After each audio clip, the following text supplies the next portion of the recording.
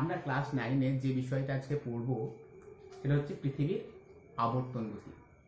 দেখো, অতীতে মানুষের একটা ধারণা ছিল যে আমাদের পৃথিবীটা স্থির, পৃথিবীর কোনো গতি নেই।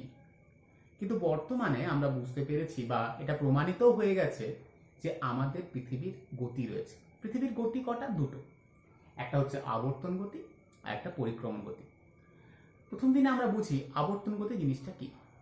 দেখো, আমাদের পৃথিবী এই দিকটা অর্থাৎ উত্তরে সুমেরু 90 ডিগ্রি নর্থ, দক্ষিণে কুমেরু 90 ডিগ্রি সাউথ।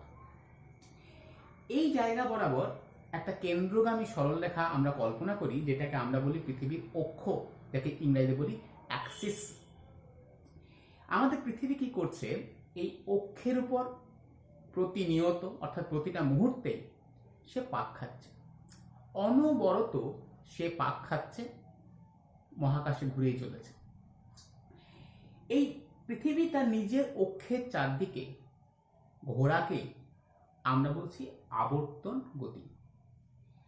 আবর্তন গতিতে আমাদের সময় কত লাগছে? সময় লাগছে প্রায় 24 ঘন্টা বা 23 ঘন্টা 56 মিনিট 4 সেকেন্ড। তাহলে আমাদের এই আবর্তন গতি অর্থাৎ পৃথিবীর এই ঘোরা, তার বেগটা কেমন? বলছে তার গতিবেগ সব জায়গায় একই রকম নয়। আমরা যদি দেখি নিরক্ষরেখা বরাবর, সেখানে যেহেতু পৃথিবীর পরিধিটা বেশি, তাই সেই কারণে সেই অঞ্চল বরাবর পৃথিবীর আবর্তন গতির বেগও বেশি, প্রায় 1760 কিলোমিটার প্রতি ঘন্টায়। কিন্তু আমরা যদি মেরুর দিকে চলে যাই, সেখানে দেখব আস্তে আস্তে আস্তে আস্তে আস্তে আবর্তন গতির আস্তে আস্তে বেগটা আস্তে আস্তে আস্তে আস্তে কমে যাচ্ছে, এবং আমরা দুই মেরুতে গিয়ে দেখছি যে সেখানে আবর্তন গতি প্রায় জিরো, গতিবেগ প্রায় নেই। তাহলে আবর্তন গতির দেখছি আমরা নিরক্ষীয় অঞ্চলে গতিবেগ বেশি, আর দুই মেরুতে গিয়ে কি হচ্ছে? গতিবেগটা প্রায় নীল, জিরো হয়ে যাচ্ছে। এবারে আবর্তন গতির ফলে আমাদের কি হয়? দেখো, আবর্তন গতির ফলে প্রধান যে বিষয়টা, সেটা অবশ্যই দিন এবং রাত। আমরা দেখি যে আমাদের পৃথিবীতে দিন হচ্ছে, রাত হচ্ছে, পর্যায়ক্রমে চলছে চলছে চলছে। কি হয়? আমাদের পৃথিবীটা যখন আবর্তন করছে, তখন পৃথিবীর যে দিকটা সূর্যের সামনে পড়ছে, ধরা যাক আমার দিক থেকে সূর্য আছে, তাহলে এই দিক থেকে যখন সূর্যের আলো পড়ছে, তখন পৃথিবীর অর্ধেকটা অংশ, এই অর্ধেকটা অংশে সূর্যের আলো পাচ্ছে, তাই এই অংশটাতে পৃথিবীতে কি হচ্ছে? দিন হচ্ছে। আর উল্টো দিকটাতে এই অংশে পৃথিবীতে আলো পড়ছে না, তাই এই অংশটাকে আমরা বলছি অন্ধকার অর্থাৎ রাত। তাহলে অর্ধেক হলো দিন, অর্ধেক হলো রাত। কিন্তু যেহেতু পৃথিবী পাক খাচ্ছে, তাই দিনের অংশটা একবার রাতের দিকে যাচ্ছে, আবার রাতের অংশটাও দিনের দিকে আসছে, তার ফলে দিন রাত এইভাবে হয়েই যাচ্ছে। কিন্তু খেয়াল করে দেখো, এদিকে দিন এদিকে রাত, তাহলে মাঝখানে আমি একটা রেখা পাচ্ছি।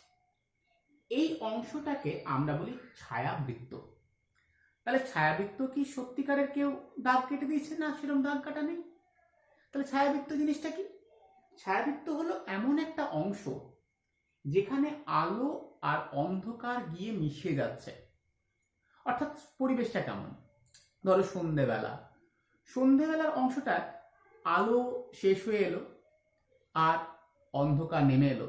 ঠিক যে সময়টা আমরা উষা, সকাল দিকটা ভাবো, সকাল দিকে রাত শেষ হয়ে এলো, দিন শুরু হচ্ছে, এই আলো অন্ধকারের যে পরিবেশ, সেই অংশটাতেই হচ্ছে ছায়াবৃত্ত।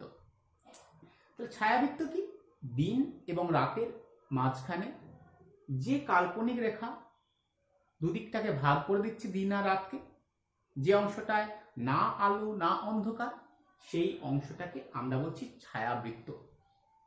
এবার পৃথিবীর যে অংশটা ছায়াবৃত্ত পেরিয়ে, অর্থাৎ পৃথিবী ভাবো, পৃথিবীর এই অংশ যদি দিন পেরিয়ে সে ছায়াবৃত্ত যখন অতিক্রম করছে, তখন সে কি হচ্ছে? তাহলে এখানে হচ্ছে তখন এই জায়গায় দেখো, দিন পেরিয়ে এখানে কোথায় আসছে? দিন পেরিয়ে সে রাতে আসছে, তাহলে এই জায়গায় হলো ধরা যাচ্ছে 6 PM। আমরা এদিকে যদি কল্পনা করি রাত পেরিয়ে দিনে আসছে, তাহলে এই অংশে হলো 6 AM। তবে এই টাইমটা সবসময় একই রকম থাকে না, ঋতু পরিবর্তনের সঙ্গে সঙ্গে সূর্যোদয় এবং সূর্যাস্তের সময়টাও পাল্টে পাল্টে যায়। এই 6টার সময় সূর্য উঠবে, 6টার সময়েই সূর্য ডুববে, এরকম নয়। ঋতু পরিবর্তনের সঙ্গে সঙ্গে টাইমটা আস্তে আস্তে আস্তে আস্তে পাল্টে যায়। তাহলে সূর্যোদয় মানে কি? সূর্যোদয় মানে হলো পৃথিবীর আলোকিত অংশটার দিকে যে অংশ আসছে, অর্থাৎ ছায়া পেরিয়ে অন্ধকার থেকে দিনে আসছে, সেখানে হলো সূর্যোদয়। আর যে অংশ দিন থেকে রাতে যাচ্ছে সেই অংশ হলো সূর্যাস্ত। এবং পৃথিবীর যে অংশটা সূর্যের ঠিক সামনে থাকছে সেই অংশটাকে আমরা বলছি মধ্যাহ্ন, মধ্য অন্ন। অন্ন কথার অর্থ দিন, অর্থাৎ দিনের মধ্যটা। আর তার ঠিক বিপরীত অংশ, অর্থাৎ যেটাকে আমরা বলছি প্রতিপাদ স্থান, সেই অংশটাকে আমরা বলছি মধ্যরাত্রি। অর্থাৎ এখানে যদি হয় বেলা 12টা, এখানে হবে রাত 12টা। আর কি হচ্ছে? জোয়ার ভাটা।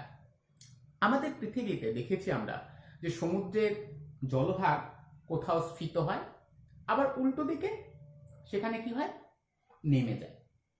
তাহলে পৃথিবীর যে অংশটা প্রতি মুহূর্তে পাক খেতে খেতে একবার করে চাঁদের সামনে আসছে প্রত্যেকটা মুহূর্ত, পৃথিবীর যে অংশটা চাঁদের সামনে আসছে সেই অংশের চাঁদের, মূলত চাঁদের, সূর্য একটা ফাংশন করে, চাঁদের আকর্ষণে সেই অংশটা জলটা কি হচ্ছে? স্ফীত হচ্ছে, সেই অংশটাকে আমরা বলছি জোয়ার। আর তার ঠিক দুই সমকোণে সেখানে হচ্ছে ভাটা। তাহলে আমাদের পৃথিবীতে যদি আবর্তন গতি না থাকতো, তাহলে পৃথিবীতে একটা জায়গাতেই কি থাকতো? সেই একটা জায়গাতেই আমাদের থাকতো জোয়ার, এক জায়গায় ভাটা। কিন্তু আবর্তন গতি আছে বলেই পৃথিবীর প্রত্যেকটা জায়গা একবার করে চাঁদের সামনে আসছে, যার ফলে পৃথিবীতে প্রতিটা স্থানেই সমুদ্রে জোয়ার ভাটা হয়েই চলেছে। আমাদের এখানে দেখো পয়েন্টটা, বায়ু ও সমুদ্র স্রোতের দিক পরিবর্তন। আমাদের যদি বাতাস বা সমুদ্র স্রোত দেখি, তাহলে সে কখনোই সোজাসুজি যেতে পারে না। যদি উত্তর গোলার্ধ হয়, সে সব সময় ডান দিকে বাঁকবে, রাইট সাইড। দক্ষিণ গোলার্ধ হলে সে সব সময় বাঁ দিকে বাঁকবেই। এটাকে আমরা বলি ফেরেলস ল, ফেরেলের সূত্র। তাহলে ফেরেল সূত্র কি? যে পৃথিবীতে বায়ু প্রবাহ, সমুদ্র স্রোতের দিক কখনোই সোজা যেতে পারে না, সে সবসময় উত্তর গোলার্ধে ডান দিকে, অর্থাৎ রাইট সাইড উত্তর গোলার্ধে। দক্ষিণ গোলার্ধে হলে লেফট সাইড। দেখো উত্তর গোলার্ধে তাহলে রাইট সাইডে ঘুরবে, দক্ষিণ গোলার্ধে হলে লেফট সাইডে ঘুরবে। এটাকে আমরা বলছি দিক পরিবর্তন। সময় গণনা, আমরা যে সময় গণনা করি, আমরা ঘড়ি দেখে বলছি এখন বাজছে সকাল 6টা, দুপুরবেলা টিফিন হলো, রাত্রেবেলা ঘুমাতে যাব। এই যে টাইম, ঘড়ি, এটা আমরা কিভাবে করেছি সেটা পুরোপুরি এই পৃথিবীর পাক খাওয়ার উপর নির্ভর করে। আমরা গোটা দিনটাকে ভেঙে নিলাম 24 ঘন্টা, আমরা তাকে সুবিধার জন্য আমরা তাকে মিনিট করে নিলাম, আরো সুবিধার জন্য আমরা সেকেন্ড করে নিলাম। তাহলে এই যে সময়টা গণনা করছি সেটা কিসের ভিত্তিতে? সেটা আমাদের এই আবর্তন গতির ভিত্তিতেই আমরা কি করছি? এই সময় গণনাটা করছি। লাস্টের দিকে চলে আসি, দেখো প্রাণের অস্তিত্ব। আমাদের পৃথিবীটা যদি স্থির থাকতো, ফিক্স থাকতো, তাহলে পৃথিবীতে সবসময় একদিকটা দিন একদিকটা রাত। তাহলে কি হতো? পৃথিবীর যে অংশটা দিনের দিকে, সেই অংশটা এতটাই গরম হয়ে যেত যে সেখানে কোনো প্রাণ থাকতো না। আবার উল্টো দিকটা, অর্থাৎ যেখানে রাতের অংশ, সেখানে এতটাই ঠান্ডা হয়ে যেত যে সেখানে কোনো প্রাণ থাকতো না। তাই আমরা দেখছি যে আমাদের পৃথিবীতে আবর্তন গতি আছে বলেই আমাদের পৃথিবীতে প্রাণ আজ রয়েছে। পৃথিবীর যেদিন আবর্তন গতি না থাকতো, তাহলে আমাদের পৃথিবীতে কোনো প্রাণের স্পন্দনই থাকতো না। ওকে।